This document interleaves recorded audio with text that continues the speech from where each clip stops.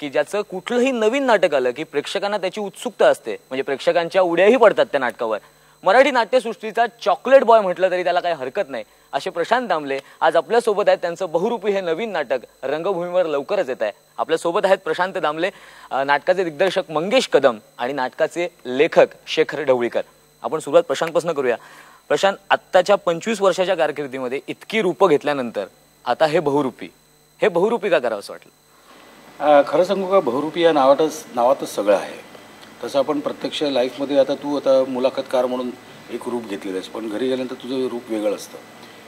प्रत्यक्ष लाईफमध्ये आपण वेगवेगळी रूपांचा अवलंब करतच असतो, पण ते आपापल्या परीने करत असतो, व्यवसायाच्या निमित्ताने किंवा नात्याच्या संबंधात. बहुरूपी हे जे कॅरेक्टर आहे ना, हे दुसऱ्यांच्या घरात जाऊन वेगवेगळे उपद्व्याप करत असतं किंवा वेगवेगळी रूपं घेत असतं. त्यामुळे मला असं वाटतं की बहुरूपी या नाटकाच्या नावातच सगळं आहे. नाटकाचा हा जो प्लॉट आहे हा मुळात या नाटकात उत्तम व्यक्तिरेखा आहे, प्रत्येकाचं कॅरेक्टर आहे. 3 पिढ्या आहेत, म्हणजे आजी, आई वडील, त्यांची मुलं. त्यामुळे त्यांचं एक म्हणणं आहे. नाटकाची कथा चांगली आहे, नाटकाचं लेखन उत्तम आहे. म्हणजे माझ्या दृष्टीने मी तर असं म्हणेन की गेला माधवकोणीकडे किंवा एका लग्नाची गोष्ट, 4 दिवस प्रेमाचे, सुंदर मी होणार, ह्या सगळ्या नाटकानंतर उत्तम लिहिले गेलेलं नाटक बऱ्याच वर्षांनी मला मिळालं. त्यामुळे प्रथम मी शेखरला धन्यवाद देतो की एक चांगलं नाटक लिहिलं त्याने. आणि चांगलं नाटक असलं ना की आपल्याला त्यात बॉडी लँग्वेजचा फारसा वापर करावा लागत नाही, नाही का मंगेश? मलाही असंच वाटतं की साधारणपणे नाटक जिथे थोडंसं कललेलं असतं, कमी लिहिलं गेलेलं असतं, तिथे कलाकाराला बॉडी लँग्वेजचा वापर करायला लागतो. आणि दिग्दर्शकसुद्धा बॉडी लँग्वेजचा किंवा काहीतरी युक्त्या वापरून तो तेवढा भाग ओव्हरकम करतो. पण मला वाटतं ह्या नाटकाचं यश तिथंच आहे की ह्याची संहिताच उत्तम आहे, लेखन उत्तम आहे. त्यामुळे आमचं काम फक्त योग्य वेळी योग्य टायमिंगने ते डायलॉग बोलणं.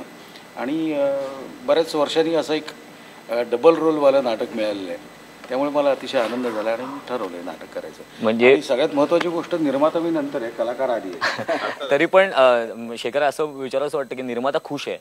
तू आज 2दा म्हणाला की संहिता खूप चांगली आहे, लिखाण खूप चांगलं आहे, पण हे नक्की बहुरूपी कसं आलं हे तुझ्याकडून ऐकायला आवडेल. बहुरूपी कसं आलं याबद्दल मी एवढंच सांगू शकेन आता की मुळात बहुरूपी ही आपल्याकडची एक लोककला आहे.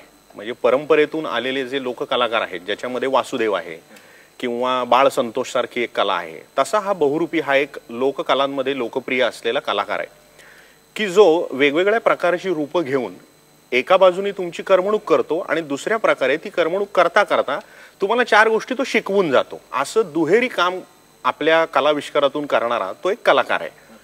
आता काळाच्या ओघात जशा बऱ्याच जुन्या गोष्टी कमी होत चालल्यात, लुप्त होत चालल्यात, तशी ही बहुरूपी ही लोककला सुद्धा आता हळूहळू लोप पावत चालली आहे. पण अजूनही महाराष्ट्रातल्या खेड्यापाड्यांमध्ये, मराठवाड्यामध्ये, विदर्भामध्ये अशा स्वरूपाचे बहुरूपी गावोगाव येतात आणि ते आपली कला सादर करून म्हटलं तसं एका बाजूनी मनोरंजन आणि दुसऱ्यातून त्याच्यातून चालू सामाजिक परिस्थितीवर, राजकीय परिस्थितीवर काही भाष्य करत तुमच्या डोळ्यात अंजन घालण्याचं कामही ते करतात.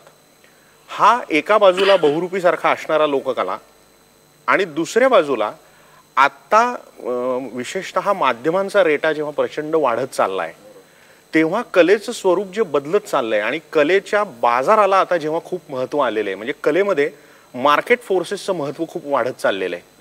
तर या 2 गोष्टी एकत्र आणून आपल्याला एकूणच कलाविष्काराबद्दल काही भाष्य करता येईल का, ह्या उत्सुकतेतून किंवा या आव्हानातून खरं तर या नाटकाच्या लेखनाकडे मी वळलो असं मला सांगता येईल. नक्कीच. म्हणजे पण आपण आता मंगेशकडे थोडंसं वळूया. म्हणजे कसं होतं की प्रशांत असला की मंगेश असलाच पाहिजे, हे आतापर्यंतचं एक गणित झालेलंच आहे. तर मंगेश, तू या नाटकाकडे कसं बघतोस एक डायरेक्टर म्हणून, आणि प्रशांत तर म्हणजे अभिनेता म्हणून तुझ्याबरोबर नेहमीच असतोच, पण तू नाटक म्हणून कसं बघतोस? 2 गोष्टी आहेत. एक तर जसं शेखरने सांगितलं की हे नाटक काही भाष्य करू पाहतं, काही विधान करू पाहतं, एकंदरीत कलेबद्दल, कलेच्या व्यवहाराबद्दल, कला प्रकाराबद्दल, आत्ताचे जे काही कलावंत मंडळी आहेत त्यांच्याबद्दल. तर ते भाष्य करावं असं मलाही वाटलं. म्हणजे याच्याशी मी पूर्ण सहमत आहे. मुळात संहिता आवडण्याचं ते एक कारण आहे. दुसरी गोष्ट अशी की प्रशांत बरोबर मी 2-3 नाटकं केली. एका लग्नाची गोष्ट, जादू तेरी नजर आणि ओळख न पाळत, आणि आता हे करतोय. त्या तिन्ही वेगवेगळ्या प्रकारची नाटकं होती. एक कौटुंबिक होतं, एक फॅन्टसी होती, म्युझिकल होतं, आणि तिसरं एक थ्रिलर सस्पेन्स कॉमेडी होती. याच्यामध्ये मला महत्त्वाचं असं वाटतं की प्रशांत दामलेला एक कॅरेक्टर आहे बहुरूपीचं, ज्याच्याशी प्रशांत दामले यूज टू नाही आहे. म्हणजे तो शहरी अत्यंत आत्तापर्यंत रोल केल्यामुळे आणि एकंदरीत त्याचं आयुष्य शहरात गेल्यामुळे आता त्याला त्या बहुरूप्याचं एक रूप अंगात वाणायचं आहे. तर त्या दृष्टीने मला असं वाटलं की ॲक्टर म्हणून प्रशांतला हे चॅलेंज आहे आणि ते चॅलेंज त्याने घ्यावं असं मला वाटत होतं. म्हणजे जेव्हा संहिता वाचल्यानंतर आम्ही असं ठरवलं प्रशांतने की नाही, हे प्रशांतला वाटलं ज्या क्षणी की हे नाटक सर मला करायला पाहिजे, तर मला इतकं बरं वाटलं की ॲक्टर म्हणून त्याला आत्ता काहीतरी असं एक वेगळं काहीतरी करण्याची इच्छा आहे. आणि मी प्रशांतचा म्हणजे मित्र पण आहेच आणि त्याला जे टीकाकार पण आहे आणि मला माहिती आहे त्याच्याकडे कॅपॅसिटी आहे प्रशांतमध्ये आणि प्रशांतने ती पूर्णपणे अजूनपर्यंत एक्सप्लोअर केलेली नाही असं मला वाटतं. आजही मला असं वाटतं की तो ही बहुरूपीची जी भूमिका आहे ती अत्यंत मनापासून करतोय. आम्ही रिहर्सल प्रोसेसमध्ये बघतोय त्यातले डान्स, त्यातली गाणी वगैरे तो मनापासून करतोय. मला खात्री आहे की प्रशांतच्या ऑडियन्सला एक वेगळा प्रशांत बघायला मिळेल आणि तो माझ्या दिग्दर्शनाखाली बघायला मिळेल याचं मला समाधान आहे. एक दिग्दर्शक खुश आहे, म्हणजे एवढ्या रिहर्सलमध्ये दिग्दर्शक खुश आहे असं वाटतंय. पण प्रशांत, जे आपण आता दोघंही म्हणतात की वेगळी व्यक्तिरेखा प्रशांतची बघायला मिळणार, एवढ्या वर्षानंतरची दोन्ही ज्या व्यक्तिरेखा करतात त्या व्यक्तिरेखेबद्दल थोडंसं सांगा. खरं सांगू का, बहुरूपीचं कॅरेक्टर आहे ते मुळात त्याचा बदल आहे तो भाषेचा.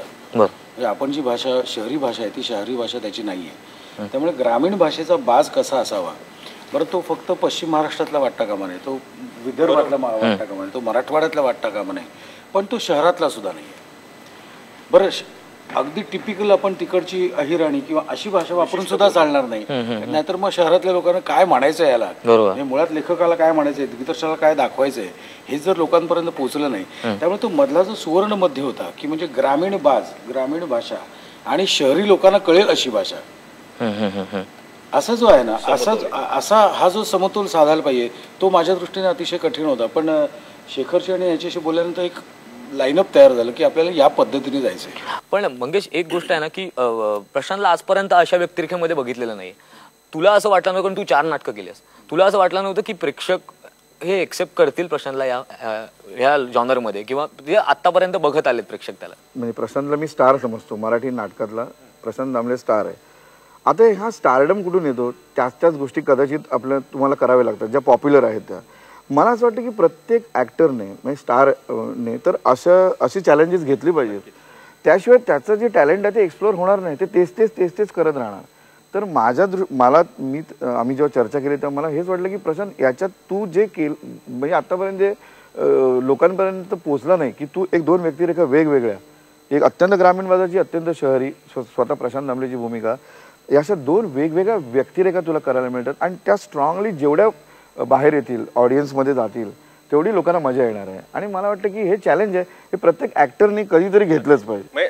त्यातला महत्वाचा भाग असा आहे की प्रशांत स्टार आहे हा प्रेक्षकांच्या मनात आहे, पण त्याच्या मनातल्या ॲक्टरनी त्या स्टारला कधी स्वतःवर स्वार होऊ दिलं नाही, त्याचा हा पुरावा आहे की अतिशय वेगळ्या पद्धतीचा असणारा, आजपर्यंत न केलेला रोल करण्याची सुद्धा, आणि कदाचित त्याच्या परीने गेली अनेक वर्ष असं नाटक, असा रोल, अशी संहिता तो शोधतही असेल.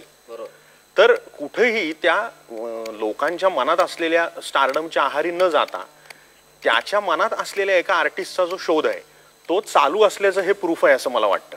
नक्कीच. आपण